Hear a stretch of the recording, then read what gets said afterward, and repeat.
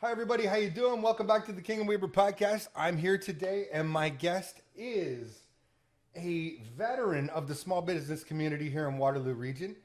At one point he was working for TD Bank as a small business advisor. He did a long stretch of work for the Greater Kitchener-Waterloo Chamber of Commerce. He has worked for the Waterloo Economic Development Corporation. He currently works with Explore Solutions Airport Development, and he is the founder of Locally Connected Community Hub. Jason Kipfer, welcome on the show. It's great to have you. It's a real pleasure to be here. Thanks for this opportunity, Mac. Believe me, the pleasure's all mine. I love to have great guests like yourself come in and really talk about just some of the issues impacting our community. Now, we don't know each other that well. We're just getting to know each other. That's cool. But are you locally born and raised? I'll say I'm local as far back as grade 5. So That's pretty local. Moved a lot growing up. Started my journey in Niagara Falls.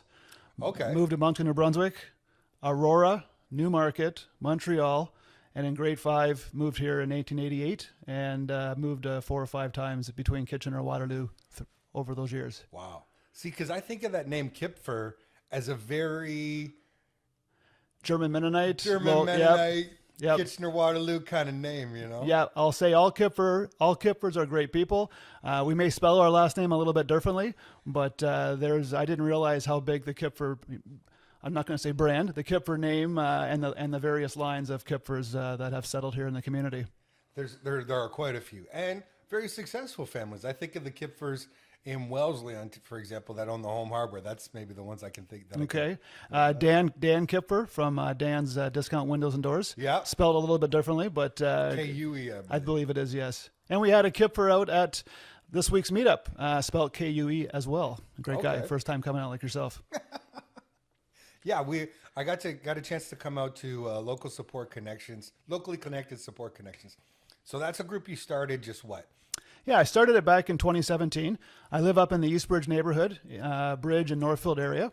And we have a real vibrant community, a lot of people on the Neighborhood Association Facebook page. And it started out with no intentions of going anywhere other than having a chance to connect with neighbors at a local watering hole and just make some friends and go from there. You were looking for some people to go out and have a beer with. You said it. I didn't say it that way, but yes, and indirectly.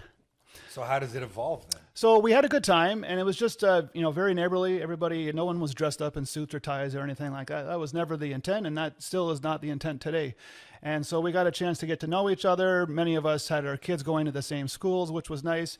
And people said, "Hey, this was fun, enjoyable." It was 7 to 9. If I wanted to, set up another date and a time and a venue, people would come out and kind of connect and maybe bring a friend. And so over a few months, we started to get 20, 25 people coming out, and I thought, this is enjoyable, it's fun, it's casual, you're getting to know about who works for who, what kind of products and services people are selling. And so I wrapped a little brand around it, and I called it Eastbridge Business Connections, reflective of the people in my neighborhood. And it wasn't long before then that people from outside of our neighborhood would reach out to me and say, you know what, I used to live in the neighborhood, my friends live in the neighborhood, sounds like there's a little fun gathering going on once a month. I like to drink beer too, can I come? Is that what you're saying? So I'm not going to admit that, but I said yes to everybody who wanted to come out and participate. And so it wasn't long before we got into 30, 40 people per meetup, and we started to have something on a routine model the last Monday of every month. And we, strategically went around to different businesses that were within and around Eastbridge just to show some support on what we believe is the slowest night of the week for them, usually a Monday or a Tuesday.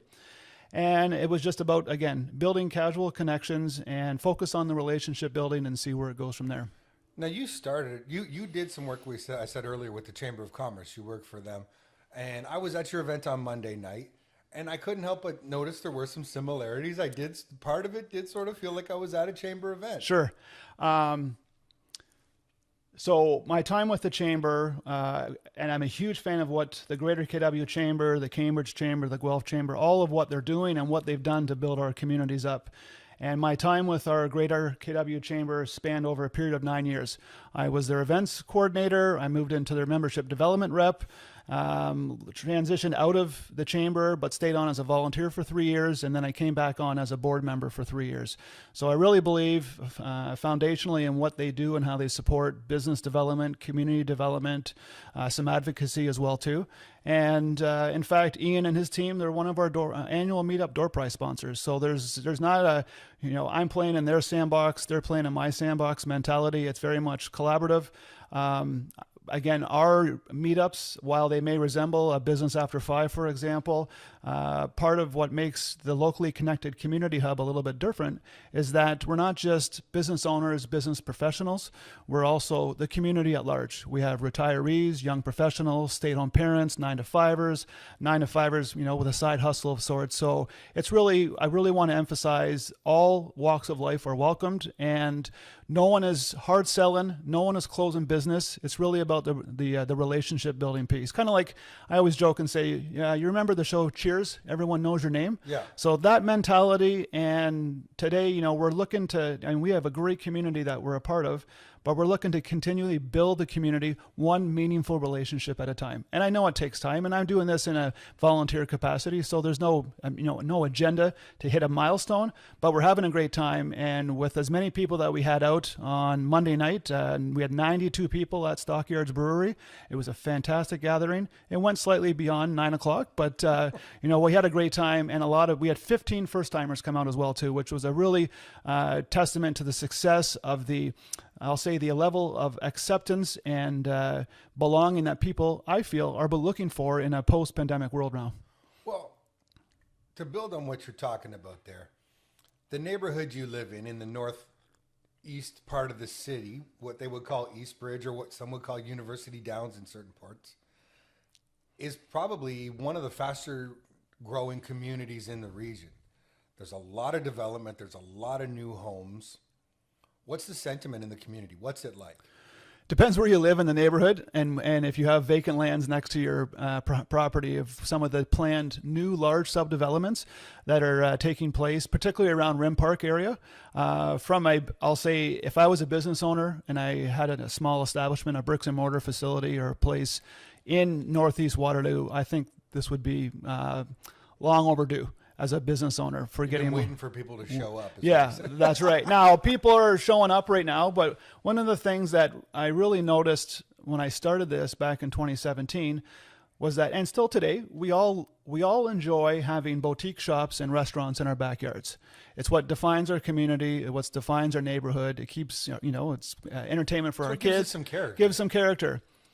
The unfortunate part is not all of these businesses stay open forever. So they got to make money. Many of them we've seen in our neighborhood particularly have come and gone over the years. And the neighborhood, we all cry the blues when we lose a little small business, whether it's a convenience store, whether it's a hair salon, whether it's, whatever type of business it is. The irony of all of this is that we drive by these businesses 4 or 5 times a day and don't bat an eye. We're going to school, work, taking our kids to sporting events, other things going on, and we often forget about the little boutique shops and businesses in our backyard. So I wanted to make sure that as we continue to grow this, that we supported, recognized, came to engage these businesses because they support our kids' sports teams. They hire our children when they're ready to finally, enter the workforce. They're the ones that I think really wear the community flag on their sleeve in terms of being a part of the community. Well, they're trying to get people to come out because when I look at that neighborhood, like I live downtown. I don't live too far from the train station. I can be in downtown Kitchener in 5 minutes, and in 15 minutes I can be in uptown Waterloo. I have access to all those shops, all that activity, all the events that's going on. But when I look at East Bridge and University Downs, that northeast part of the city, what I see you can go to the library, or you can take your kids to their sporting event. You can go play volleyball, soccer, basketball, what have you. But there isn't those central gathering points other than Rim Park, which would, for those who don't know, it's a great big sports complex with a library attached to it now. But there's really there isn't a community gathering spot. There isn't a town square for lack.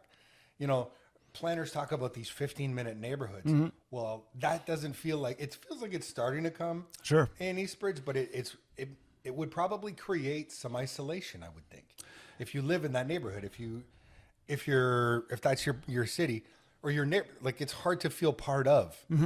Where would you go to feel part of? And so that's I can see why there was a need for what you're doing. Yeah, some of the trends that I've really seen over the last 4 or 5 years, particularly coming out of the pandemic, was that I already worked from home, and so it wasn't a dramatic change to my work-life balance or lifestyle. But a lot of my friends did move to a work-from-home environment, or are now in a hybrid kind of situation. And as we became more accustomed to working in isolation, at home by ourselves and that sort of thing, I think there was an increasing trend of loneliness, probably leading to other, mental health issues or whatnot, just not feeling connected with the community or friends or whatever it happens to be. And so I started to notice this.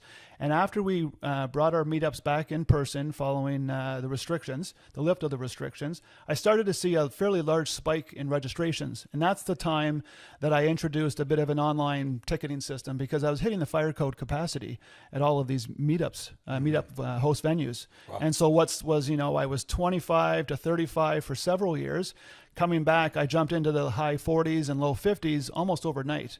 And so I felt, and talking to people, I believe that people were and still today looking for that sense of belonging, trying to be part of something special without feeling comfortable and having to get all dressed up in a suit and tie, just more casual, community-based. But it's tricky, right? Like, I mean, we live in this really interesting world now where you can make a 6-figure salary from your dining room table.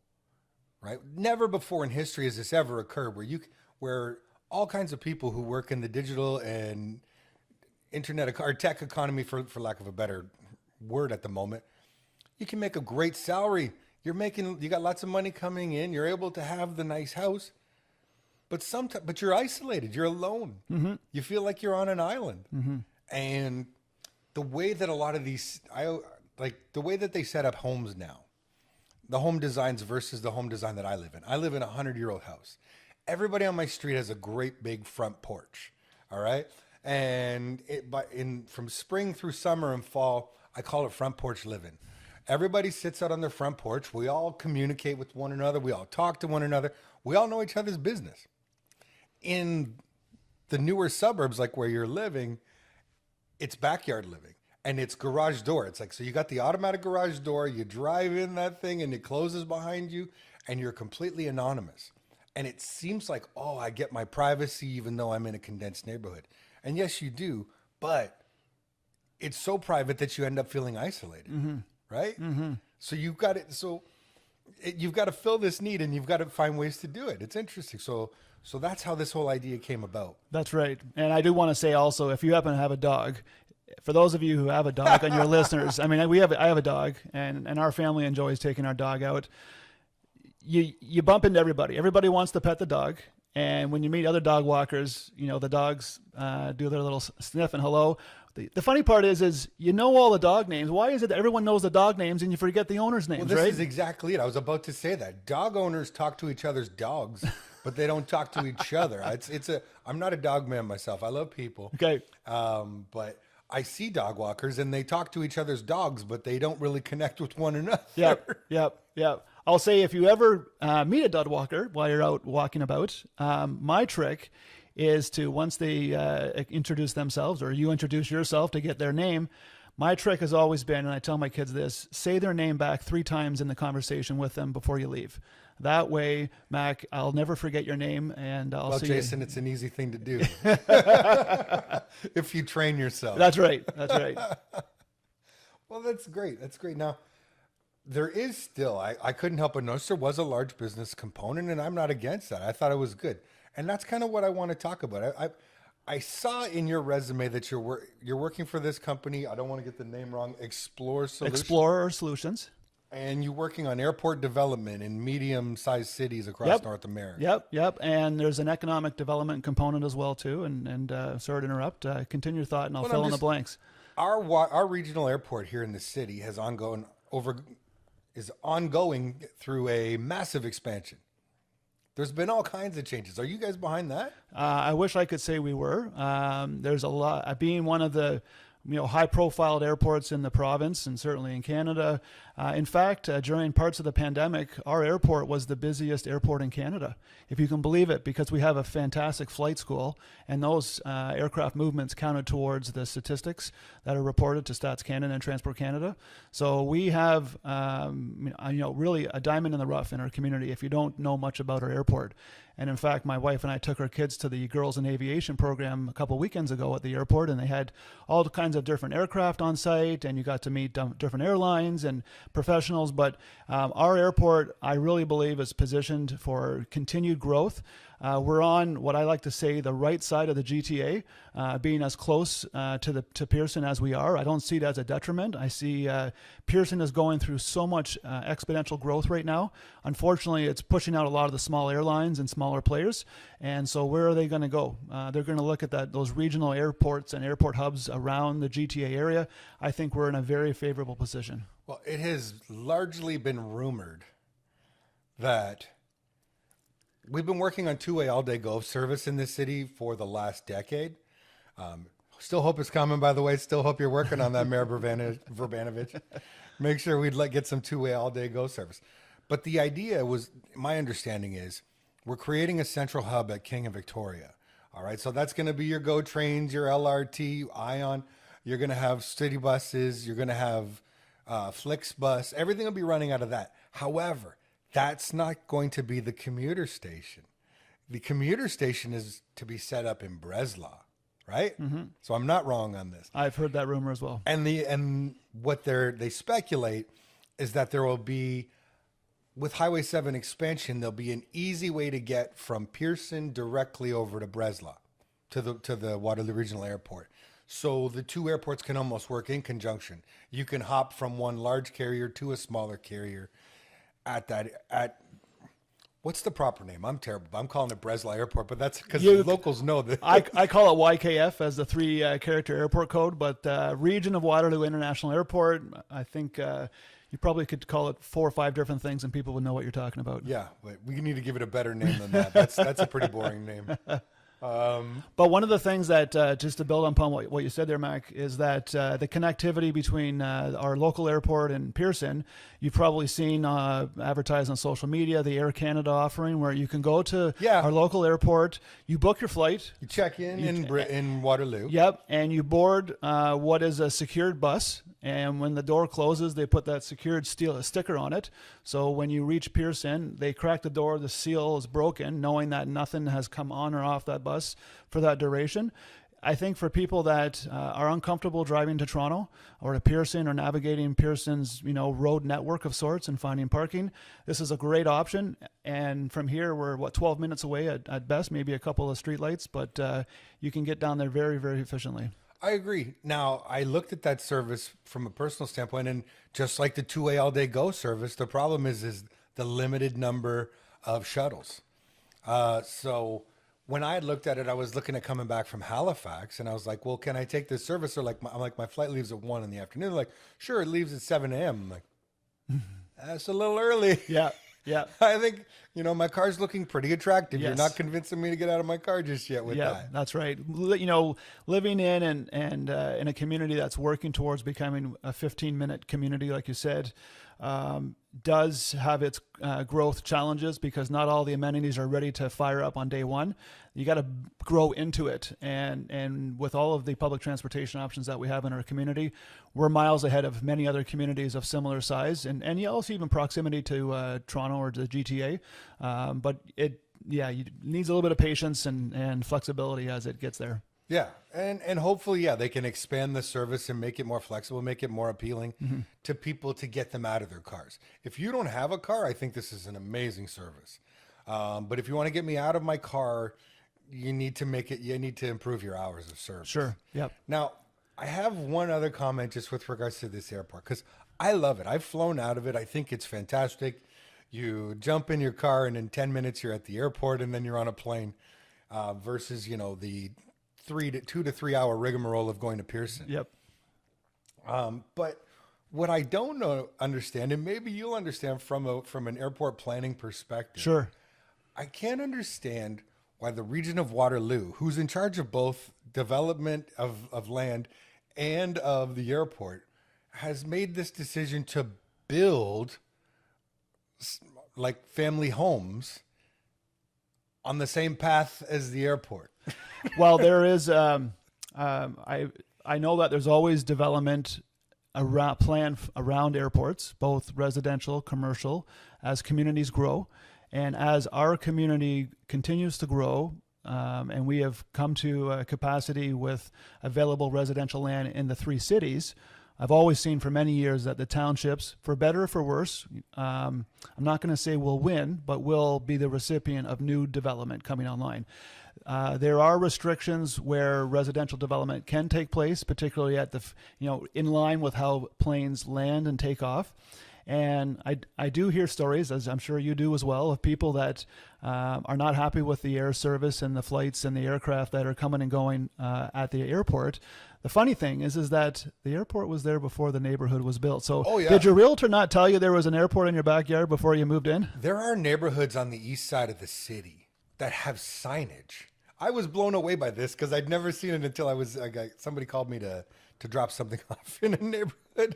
And there's this sign before you turn on the street. It's like, you're on the air path here is essentially, I'm paraphrasing. Sure. Like, you're on the air path. Yep. If you're on this street, you can expect some extra noise. Yep. The other thing is that airports are very mindful of they're called noise contour lines, and they want to make sure that as aircraft accelerate for takeoff, or you may have a thrust when it's landing in of sorts, they are mindful of where those noise boundaries are as they kind of come up to and overlap with residential neighborhoods. And I believe our airport here has been looking at trying to redirect aircraft when they take off and do an immediate turn. I can't remember if it's left or right for that matter, but it's something that all airports are very mindful of, because I know that the Billy Bishop Airport is undergoing its airport master plan. It's owned by Ports Toronto, and it's a huge economic driver for that area of Toronto and certainly for the province. But the amount of, I'll say, local resident concern around noise issues is way bigger than most of us would understand or appreciate. But my whole point, I guess, is there's no air pattern, there's no airport on the west side of the city, but all the development that has already been approved and that is moving quickly now is all on the east side, and it all surrounds the airport. Yeah, and I'm like, what was the? There has to be somebody smarter than me that was like, yeah, this makes total sense. And when I explained it to you, I wondered if somebody could. There, from a planner's perspective, and building, strategic growth around Waterloo region. I'm not a planner by trade, but I'm sure a planner could provide some logical context. But I will say equally, in the Guelph area, the amount of development that's taking place closer to the 401, as Breslau is, we're seeing a lot of people relocate from Mississauga to Milton and Milton to Guelph. And sometimes, a little bit, people are trying to bring people from Guelph and Milton to our community as well. So that 401 corridor is still very, very attractive to a lot of people who rely on that as a mode of transportation. Well, there's something to talk about as well. When we talk about this movement, this migration of people are leaving the GTA. They're moving north, east, south, and west. There is no south Lake Ontario. But they're leaving the GTA and they're moving out of the city and into smaller cities like ours, which is turning our city into a big city. I saw a really interesting thing today in an article, which I was really shocked. In the last year, in 2024, 14,192 people left Ontario for Alberta. Yep. So it's not just now that people are leaving Toronto, people are leaving Ontario. As somebody that's involved in economic development and understands it, what kind of impact does that have on our communities? It has in some, depending on how you look at it, it can have some positive or some negative impact depending on different parameters. I will say that over the last couple of years, Alberta has been the most, I'll say, vocal in terms of marketing its place as an attractive province to live, work, play, shop, kind of like what we do, but on a much more local level. And they have been successful in bringing people, I'll say, from across the country, but particularly it's quite evident for us here in Ontario that people are moving out there for perhaps a different lifestyle, perhaps different opportunities. It's the affordability thing, I think, is playing a huge role. I think it is as well, too. A couple of things that come to mind. From a young professional standpoint, we've got 3 great post-secondary institutions here in our community. We have welcomed thousands of international students over the years, and these international students who have risked everything and put all their eggs in the basket of coming here to get a higher education. The reality is post-graduation, we're one stop on a global tour for many of them. They want to go to New York City. They want to go to San Francisco. They want to go to Australia. And so if we don't sink our claws into them as they graduate, we may not see them until they want to settle down and start a family, or we may not see them until closer to retirement. But that's a funny thing right there. We're eliminating that choice, I think, with our affordability, right? I'm ready to start a family. Okay, let's say I want to move to Eastbridge. It's really nice up in Eastbridge. Okay, starter homes in Eastbridge are $1.2 million. Well, how is that a starter home? I know. Or I'd like to retire somewhere with lots of amenities that's off the 401 corridor. How about Waterloo Region? Sure, we can get you into an adult living community, and it's only $3,500 a month rent plus a $500 condo fee. Yep. Or you can buy an adult living condo for $800,000. Larry Massio was here just a couple of days ago. Okay. He did not paint a pretty picture for me, sadly. He's the president of the Waterloo Region Home Builders Association, and Larry was saying decades to fix this problem. In terms of affordability. But I want those people to stay. I want these students with engineering degrees, with medical sciences degrees, with business like MBAs from Laurier. I want these people to stay in our community because it will make it stronger. It sure will. But we're putting up barriers, aren't we? It's I don't know how much of the barriers are our own local, like at the fault of what's happening locally versus provincially, nationally, or a lot of the major barriers to constructing homes and attracting a workforce. We're working on a project right now 3 hours west of Thunder Bay. And you might know the little community, the township of Ignis. They were awarded the $26 billion project for a deep geological repository for spent nuclear fuel, organized by the Nuclear Waste Management Organization. Okay. And this organization is responsible for dealing with spent nuclear waste, and they spent 14 years trying to find the right location in Canada. It's primarily based on rock composition and geology, because they're going to put this in highly sophisticated and tight tubes and this is so nuclear forth. waste we're talking about, so they're going to bury it 500-600 meters, and it's a very controversial industry. And it came down to 2 communities: the town of South Bruce in southern Bruce County, and the township of Ignis. And so in December last year, they made the decision to go forward with Ignis, and we completed 2 projects for them this spring, which was an aerodrome feasibility study. They have a little municipal airport. You're gonna fly it in? Well, no, it'd definitely be rural. That's a whole other discussion. But so they wanted to find out, with all this economic activity of a community of 1,000 people that predominantly live in modular housing, what should we do with our airport, whether it's aviation related or non-aviation related? The other piece that ties into our conversation here was to develop a housing strategy, because now we're going to have hundreds and hundreds of people coming up over various stages over an 80-year project that are going to be being paid $150,000 a year. Technicians, technologists from the GTA, and what kind of living accommodations are they going to be looking for and expecting in the community? Their benefit is that the township owns a third of the residential land, and there's some strategic recommendations that we included in our report. But the problem that we anticipate right now is that no developer is going to go up and build one house. No. So even from Thunder Bay to Winnipeg, the opportunity, I think, is going to be for a developer who wants to develop a subdivision or multi-row housing, or a small high-rise of sorts.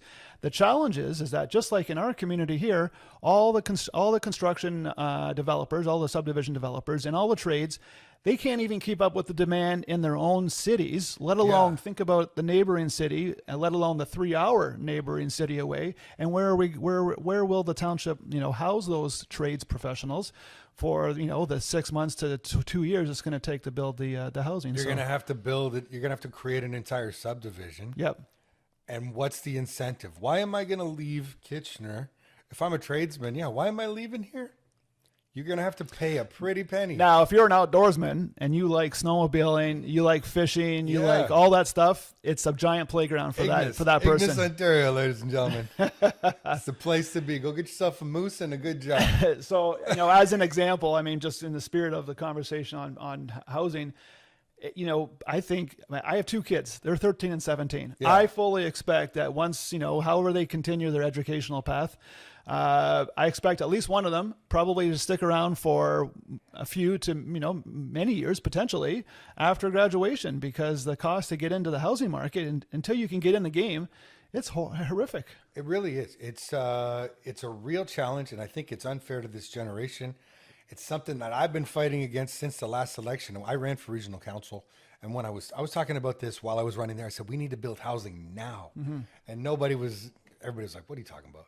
We can't grow our city anymore. We can't build any more houses." But it's an absolute necessity. Yeah. I mean, we need to grow we need to get more housing built. Now, sadly, though, according to Larry, it's not going to be happening anytime soon. But hopefully tiny homes and some of these new innovative housing styles will help to address some of the maybe short-term challenges. But we can't get anybody even buy condos. No, I know. I had a realtor in here, Daryl Waddy. I don't know if you know him or not, but Daryl was in, and he was like, the condo market is dead. That's what Daryl was telling me, that nobody's buying condos right now. What I am seeing, though, and this is where kind of the positive piece that I mentioned around, and I'm not going to say it's a positive, but it's an opportunity for some. So with aging parents, many middle-aged families are welcoming their aging parents to live with them. Granny flat in the basement or something of sorts, perhaps a secondary dwelling or a tiny home in the backyard. This opens up capacity for for those aging residents to perhaps new home buyers, or it's not a domino effect. So when the work that we're doing up in Ignis, looking at recommending they don't have a real dedicated senior residence facility. I'm not going to call it. I don't want to call it a facility, but just an area for seniors to live.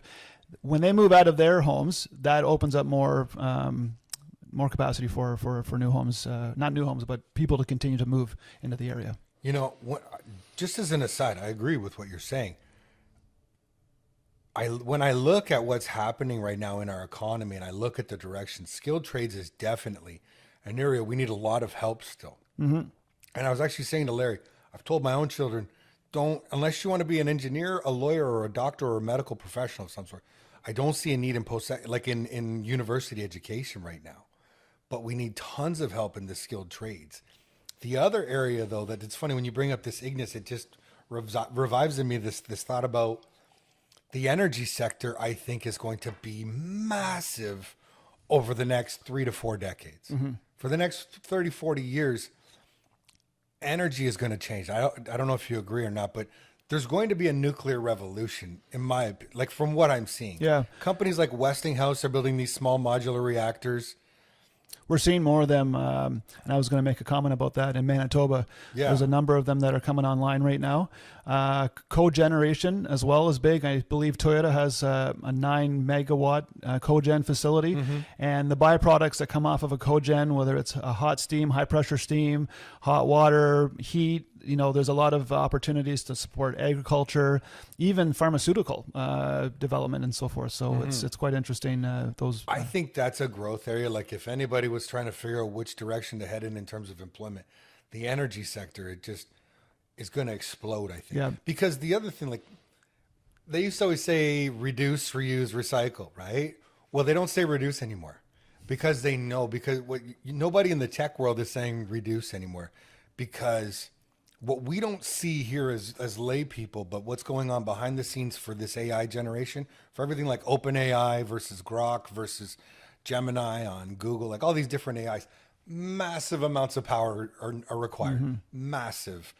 And you can't shut down the grid anymore. We can't look at reducing use of the grid anymore because they're going to require so much power to fuel this revolution that's going on right now. Yep. To the point where, what's his name?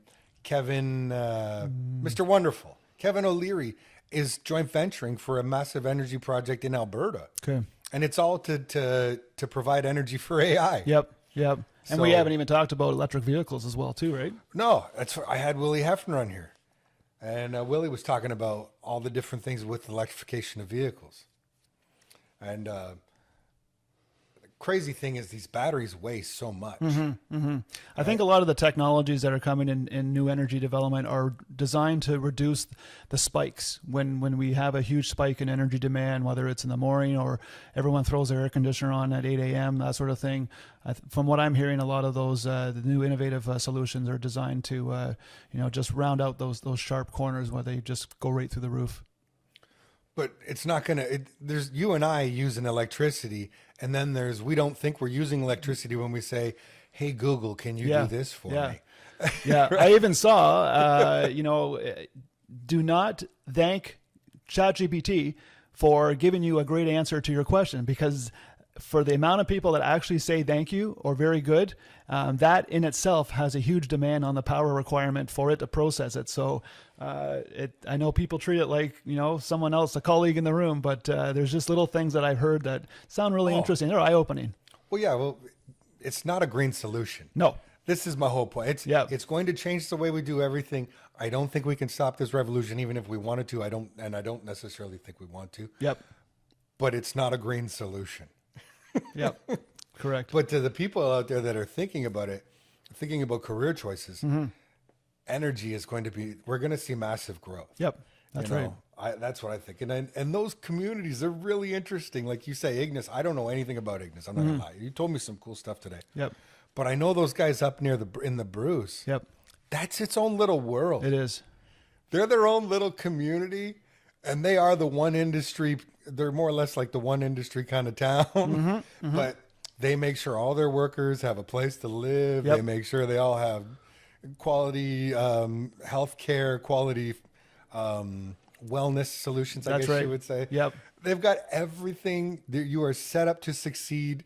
We will take care. You just come in and put in your 8-hour shift every day, and we will take care of everything. Yeah. Some of these communities that do benefit from a key employer, if you will, have the advantage and the pull to bring some of their supply chain, primary, secondary supply chain players, providers to within a proximity. And sometimes it's, if you want to play ball with us, you need to be within 50 clicks, 100 kilometers of our location, maybe from a just-in-time perspective or just supporting, the whole operations and whatnot. So I've seen examples here in our community. I've had a chance to travel to Germany. I've seen other examples out there as well too. And, they create jobs, they create additional economic impact to the community as well, and just kind of builds out and provides opportunities for quite often the trailing spouse, male or female, going into a community where one spouse has, a specific skill set.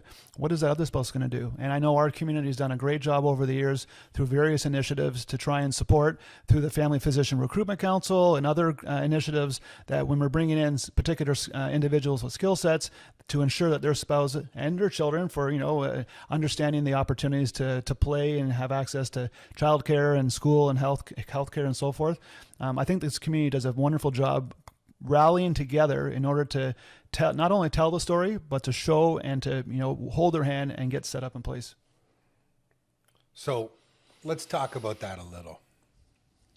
It seems as though industry seems to be waning a little in Canada in general, but also in Waterloo region.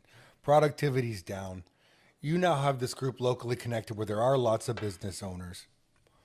What are you hearing about business in Waterloo region? What's the business community telling you? I don't want to say it's the same old. The cost to operate is going through the roof.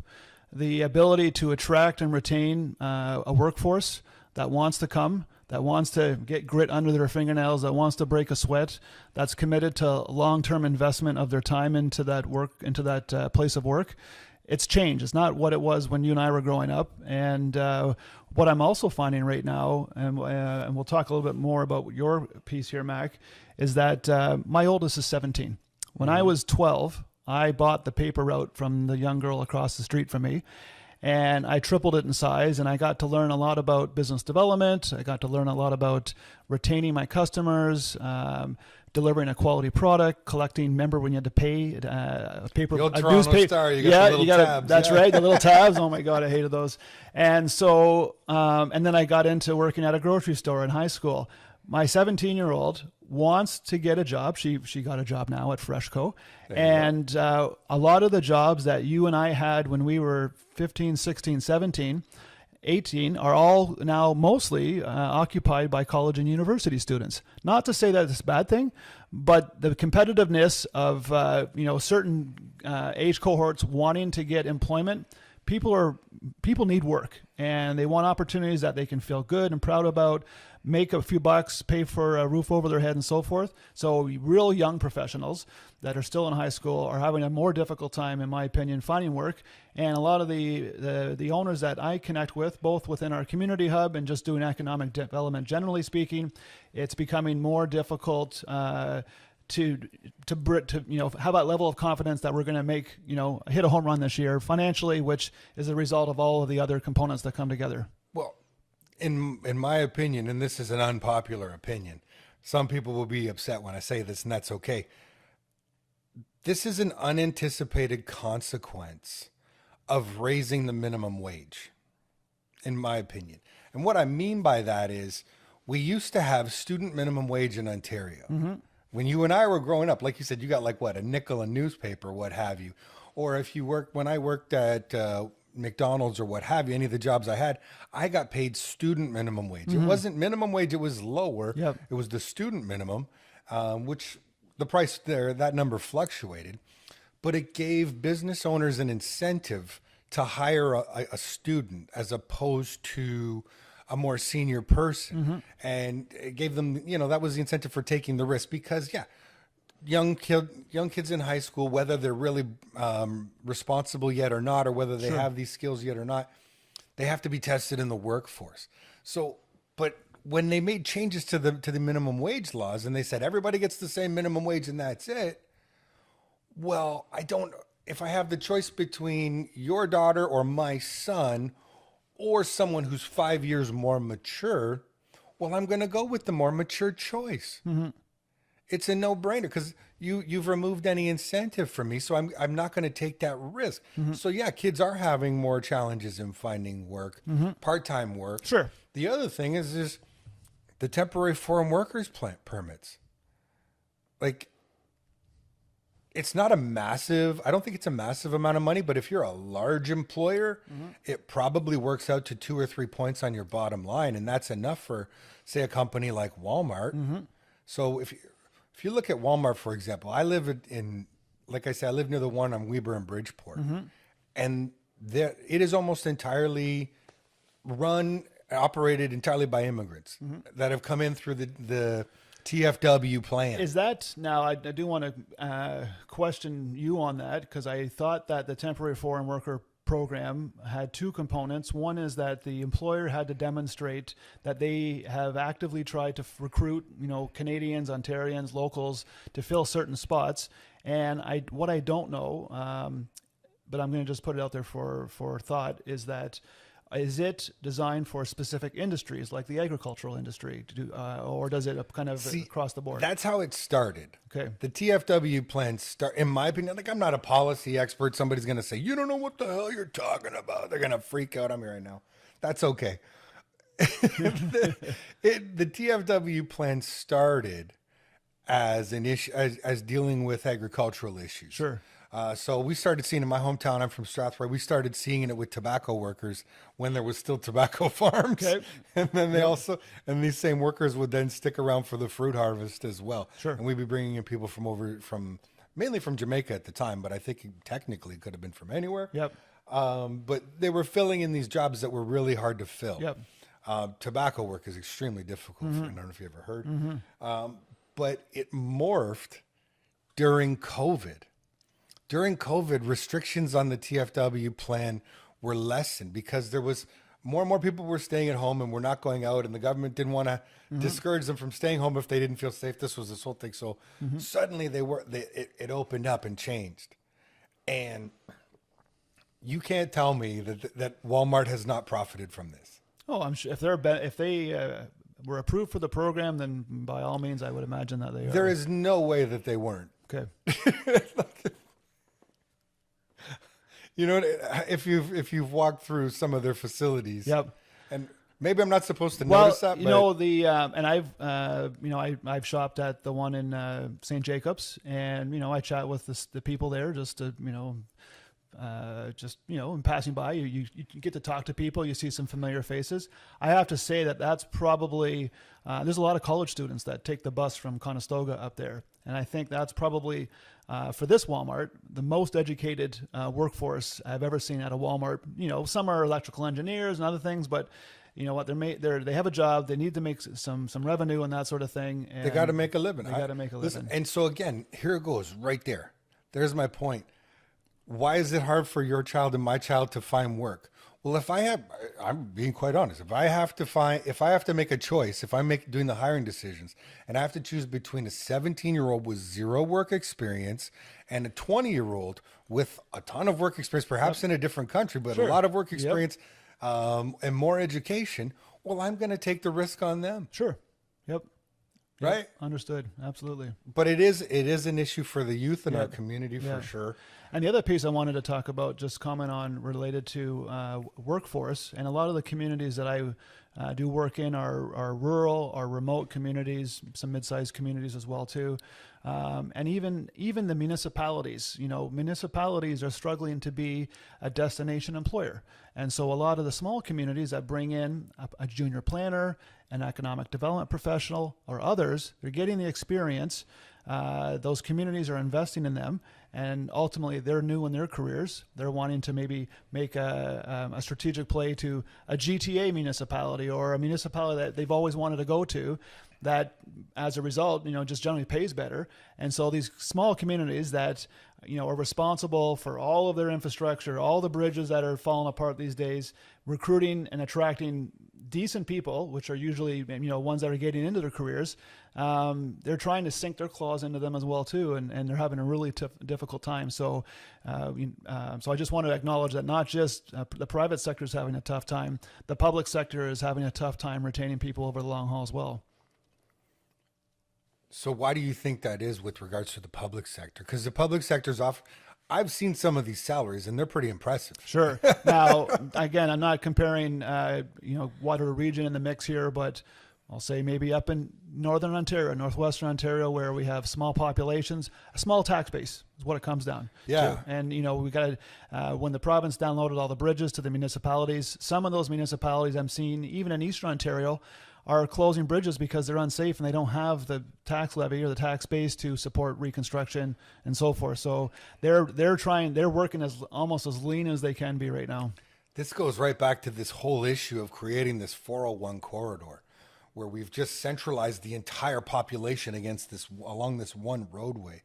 Whereas 100 years ago, manufacturing was spread out across the entire province. Every small town in Ontario had its own little factory where it made something that it shipped and distributed throughout the province. Now we put everything on this thing. So along the 401. So yeah, somebody in Eastern Ontario that used to have, I don't know, like a canning plant for all I know, or a pulp and paper, what have you. Well, that's all been moved closer to the highways. So yeah, there's no industry to support that. And we're running into the same issue here. That's the tricky thing. We're running out of industrial land, so that's why we have this issue going on in Wilmot Township. Because everybody knows this city's growing. You know it. Yeah, right? You know what? I was coming in from Elora on the weekend, and the welcome to the regional Waterloo sign said population 700,000. It's the first time I've seen that. It was usually 690 for a while. So yeah, we're at 700,000 and growing. Yep. We're expected to hit 1 million. We have to have a place for these people to work. And that will also up the tax base. So that's what's, it's raised a lot of feathers in Wilmot Township. Yep. But as far as I'm concerned, it's an absolute necessity because we can't lose any more manufacturing. And we have companies that want to come here and don't have anywhere to go. Or we have companies that want to grow and don't have anywhere within our regional boundaries to grow. So as much as it's been bungled a little bit, this land assembly, it's an absolute necessity if we're gonna have work for these people. And I also want to say, just on the airport side of things, some of the communities that we've worked in, both from an economic development standpoint or an airport planning, airports have lots of land. We all know they have lots of land. And some of the communities that we've worked with are growing so fast, their employment lands are down to less than 10 acres. So what are the opportunities that can be done non-aviation? Not everything has to be touching a taxiway or an apron to get access to a runway. There's a lot of opportunity for development at airports on the public side of the fence. And so we're looking at and helping airports across the country identify what are those opportunities that are complementary to building the economy in which they're situated in. And so just want to say that my little plug for airports to support some of these constrained land opportunities, they're front and center. They're waving their flag as high as they can to say, we're also open for development. We're also open for business. We have servicing. We're often on an Ontario roadway to get in and out of the area as well too. So that's my plug for land development at airports. Now, a growing airport, or a municipality that's looking to develop their airport and grow it, is a sign of a growing community. Yes. And a sign of prosperity. What are some of the places you're seeing this airport growth? Where are you visiting these days a lot? Sure. We've seen that Sudbury, for example, Greater Sudbury Airport. Ring of Fire work? Now that we're talking from Sudbury to Ring of Fire, we're still talking a 20-hour drive. Wow. So it's holy! I didn't realize it was that far. Yeah. So from Ignis, I think it's 700 kilometers north of Ignis, which is 3 hours west of Thunder Bay. So this is not just a little hop, skip, and a jump. No. It's Okay, big. that's like Arctic Circle talk. Yeah, okay. it's Santa's backyard almost, right? Yeah, So, it's not the North Pole, but you can see it from here. That's right.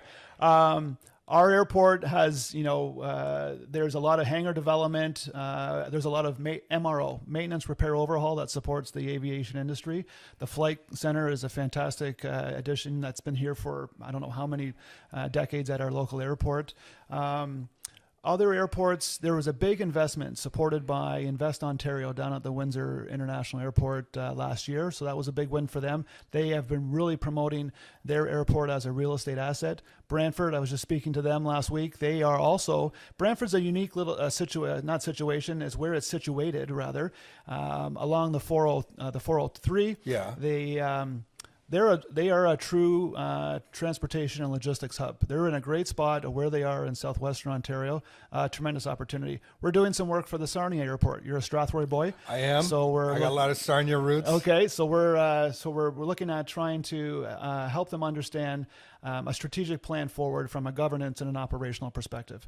They have a lot of land available for development. Not all airports are of service ready to bring in, the big manufacturers, and there's height restrictions and other restrictions at play as well too. But we do want to try and promote airports as key local economic drivers, job creation, and also gateways for tourism development. And that's another whole conversation. I'm just thinking, visit beautiful Sarnia. Down up to the Blue Water Bridge, but fries under the bridge in Sarnia. Yeah. It's interesting you said Windsor and Sarnia, both, Michigan border towns. Detroit has a huge airport. Big. Very busy airport. But these ones do you think that they would complement that? Both have lost their Air Canada service.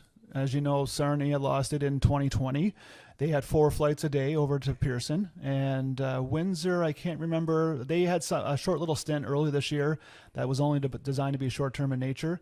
And so these airports, I'll say that Brantford's airport is so successful in terms of land development and land leases that they don't even need to have one aircraft land there to be successful.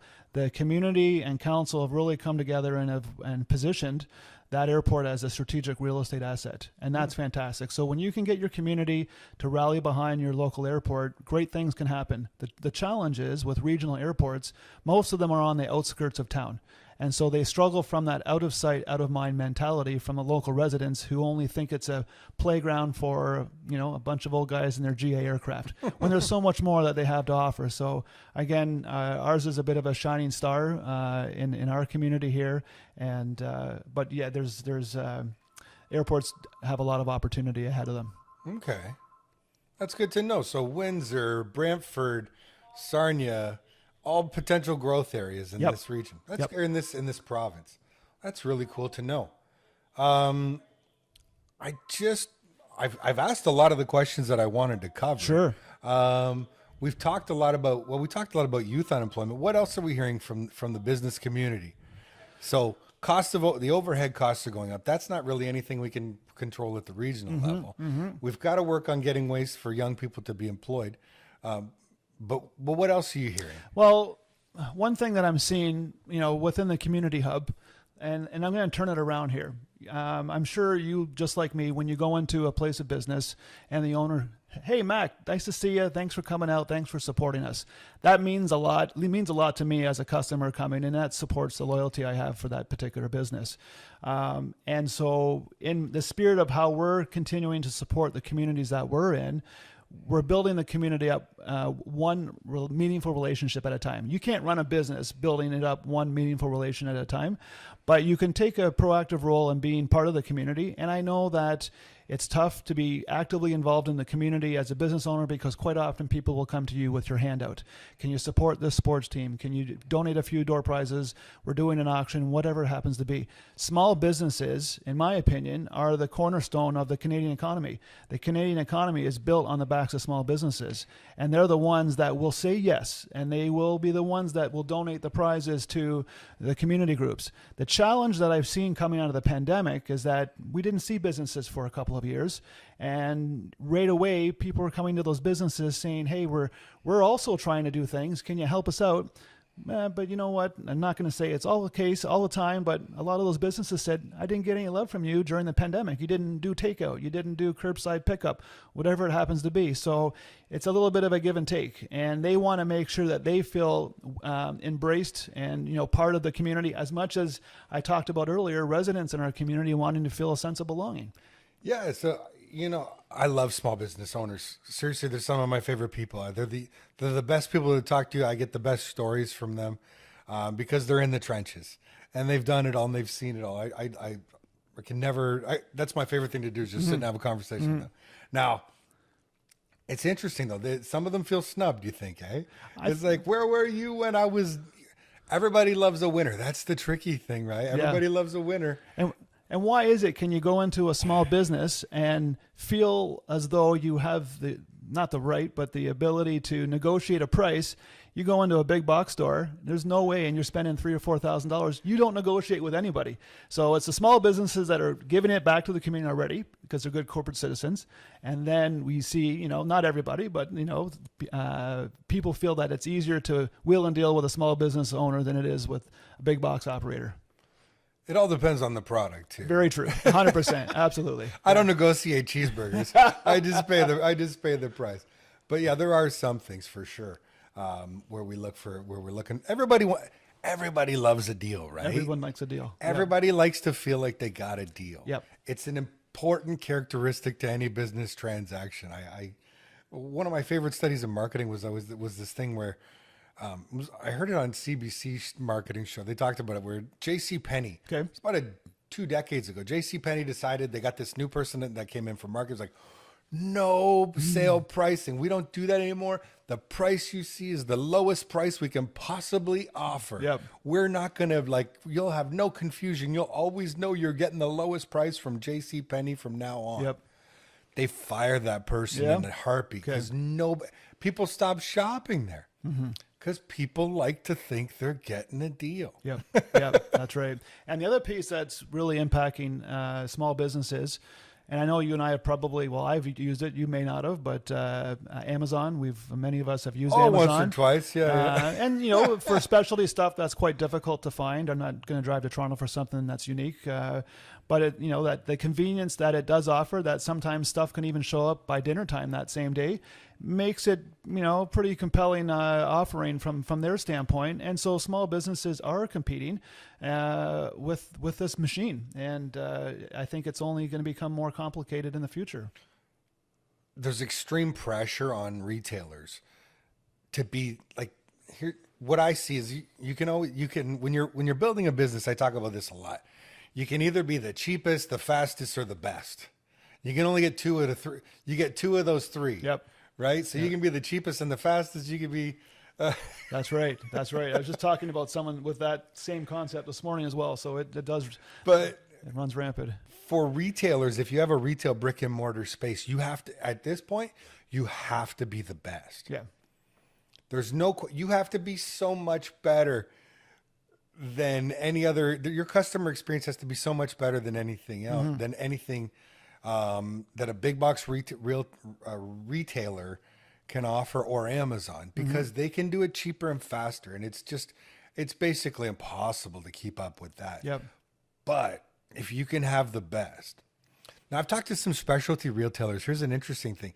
Specialty retailers will tell you that, they put 1 million products up on their shelves that are so unique and different, and you won't find them in any other store. And that gives them their sort of panache and your reason to go there.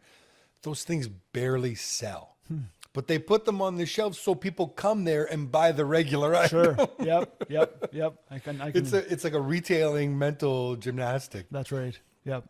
But if they don't have those there, so if they don't have 15 kinds of organic soap with lavender and honey suckle and all these different flavors, you won't go and buy the Palmolive from them. Yeah, it's part of the unique storytelling and the experience precisely. that tries to differentiate themselves, The right? customer experience. Yeah, and location also. We always say location. To be a destination, and you either love the shop, you're loyal to it for life, you know the owner, what have you. If they're just in a bad spot and you need to drive 10 minutes to get to, and there's no other shops around, sometimes for the general public, especially those that depend on public transit, it becomes more difficult.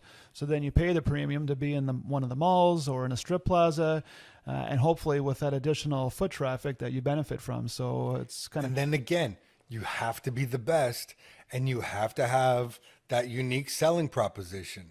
Even if you don't, even if your company's been in business for 500 years, Hudson Bay Co., you can lose. You can go. You can go broke because you don't know what you stand for. You're not the best at it anymore.